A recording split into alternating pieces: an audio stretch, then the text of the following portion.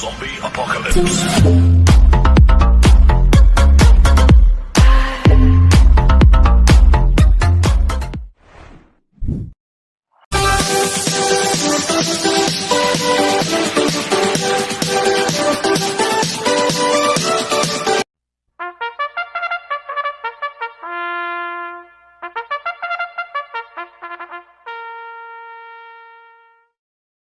Magandang araw po mga bayang karista. Ngayon po ay araw ng Biyernes, November 8, 2024, karera po ng Metro Turf, Malbar, Batangas. Meron po tayong 7 karera sa araw na ito.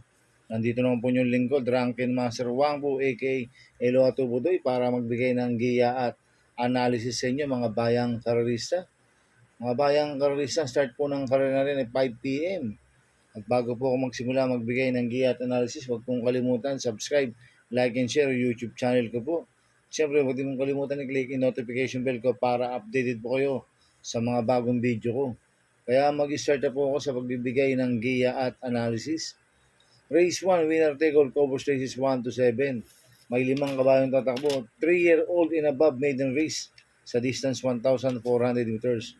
First choice ko po dito, number 2, Upscale Bell na sa CB Garganta. Ito, nag-barrel trial po siya noong November 2. Tarsero po siya kila Most Grateful, Gusto Mucho. Nagtala siya ng 1.16.6 sa distance 1,200 meters. Kaya malaki po panalo sa akin ito, kaya siya po first choice ko.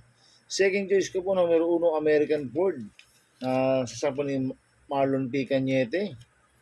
Ito last round po na ito noong October 26. Tarsero po siya kay Skydance Brown Pirate. Nagtala siya ng 1.30.2 sa distance 1,400 meters, pero meron 1.28.4 yan sa distance 1,400 meters. Si American Ford, in the money lagi ito dahil laging nasa timbangan.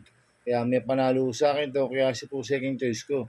Kaya ang purchase ko po, number 2, Upscale Bell. Second choice, numero 1, American Ford. Sa race 2 po tayo, fixes cover races 2 to 7.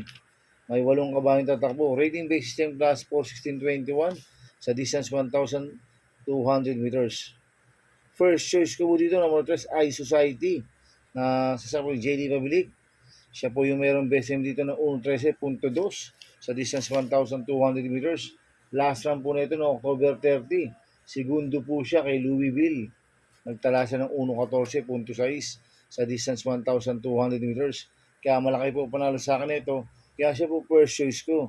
Second choice ko po numero 4, Real Equity na sa San Jerome Storke. Last run po na ito noong October 30. Tarsero po siya kay Louisville iSociety. Dikit lang po sila nagkatalo ni iSociety sa second and third place.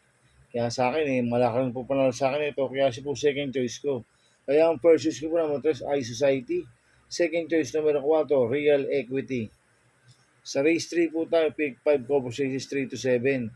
May 8 kabayong tatakbo. Rating base system class 5, 11 to 15 split. Distance 1,200 meters. First choice ko po dito, number 6, Iris na sa sakin Lester Jesus. Ito, bagong baba ng rating base system. At siya po yung mayroong best time dito ng 1.14 sa distance 1,200 meters, si Iris. Kaya malaki po panalo sa akin ito. Kaya siya po first choice ko. Second choice ko po, numero 8, Rule the World. Nasa sa akin ni Mark Alvarez. Ito, last run po na ito noong October 27. Pang-5 kalago, Aidan Go. Nagtala siya ng 1.29.2 sa distance 1,400 meters. Cambio init binigay na po kay Mark Alvarez. Lasan RC Tabor po sumakay dito. Gamay po ni Mark Alvarez yan. Noong October 12, tarsero kay Circe yan. Si Rule the World. Kaya malaki rin po panalo sa akin ito. Kaya siya po second choice ko. Kaya ang first choice ko po number 6, Iris. Second choice numero 8, Rule the World. Sa race 4 po tayo, pick 4 cover races 4 to 7. May 8 kabayong tatakbo. Rating base system class 5 placers, distance 1,200 meters. First choice ko po dito, numero 1, Golden 8 na sasama po ni Kelvin Nabobo. Itong si Golden 8, last round po na ito noong October 29. Tarsero ko na Street Twin. Nagtala siya ng 1.17.6 sa distance 1,200 meters. At meron 1.16.4 yan sa distance 1,200 meters si Golden 8. Kaya malaki po panalo sa akin ito. Kaya siya po first choice ko. Second choice ko po, numero 2, Shine. Nasa sa kanya A.R. Ramos. Ito, bagong baba ng rating base system to, si Shine. Last run po nito, nagtala siya ng 1.17.2 noong October 9 kila Etnad. Kaya sa akin, malaki naman po panalo sa akin ito. Kaya siya po second choice ko. Lalagyan ko pong third choice sa Pandiado, numero 8, Sneaky Eyes. Nasa sa akin, J.D. Flores. Itong si Sneaky Eyes, noong October 19, kulilat kila Baywatch to, pero meron OD 6.2 to sa distance 1,200 meters. Medyo hindi maganda po alis niyan last run si Sneaky Eyes. Ngayon maganda post position. Nasa labas, tsak makakapwesto at makakarimate ng maganda yan. Kaya siya po third choice ko na Bandiado. Kaya ang first choice ko po, numero 1, Golden 8. Second choice, numero 2, Shine. Third choice sa Bandiado, numero 8, Sneaky Eyes. Sa race 5 po tayo. May 8 kabayong tatakbo. Rating based system class 5, 6 to 10 split. Distance 1,200 meters. First choice ko po dito, number 3, La Republica. Nakaka ni Pabs Gabaleo.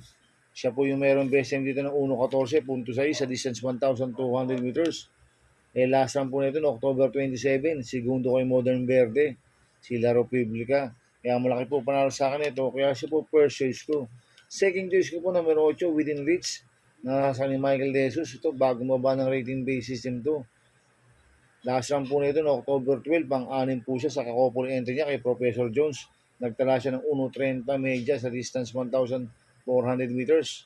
Maganda post position ni William Leach. Pwedeng siya po magdala ng unahan dito. Ang kupang distansya, 1,200 meters. Kaya malaki rin po panalo sa akin ito. Kaya siya po second choice ko. Kaya ang first choice po numero 3, La Republica. Second choice numero 8, Within Reach. Sa race 6 po tayo sa penultimate race. May 8 kabayong tatakbo. Rating base system class 5, 6 to 10 split. Distance 1,200 meters. First choice ko po dito, numero 4, Big Lambuos. Nasa sa ni Marlon De La Cruz. Ito, bagong baba ng rating base system to, si Big Lambuos. Last run po nito no October 30.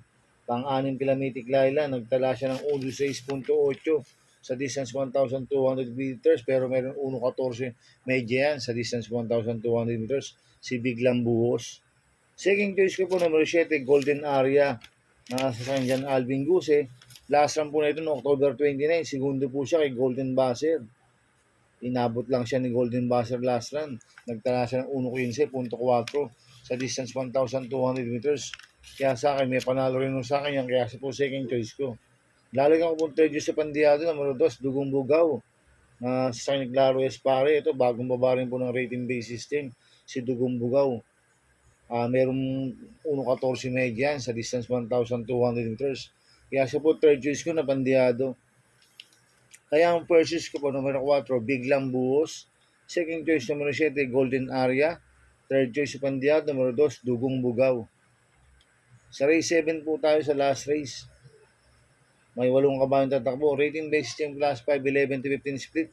Distance 1,200 meters. First choice ko po dito, numero 8, Lucky Julian. Nasa sa JB Hernandez.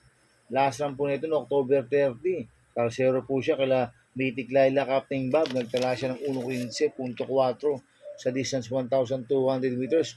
Pero meron 1.14 medyan sa distance 1,200 meters. Gamay po ni JB Hernandez yan. At maganda post position. Kaya malaki po panalo sa akin ito. Kaya siya po first choice ko. Second choice ko po numero 6, si Rockin' Bell na San Giel Ciego Jr. Last run po nito no October 29. Tarsero po siya kila Gojigo Elgay. Nagtala siya ng 16.2 sa distance 1,200 meters, pero meron 1.14.2 yan sa distance 1,200 meters.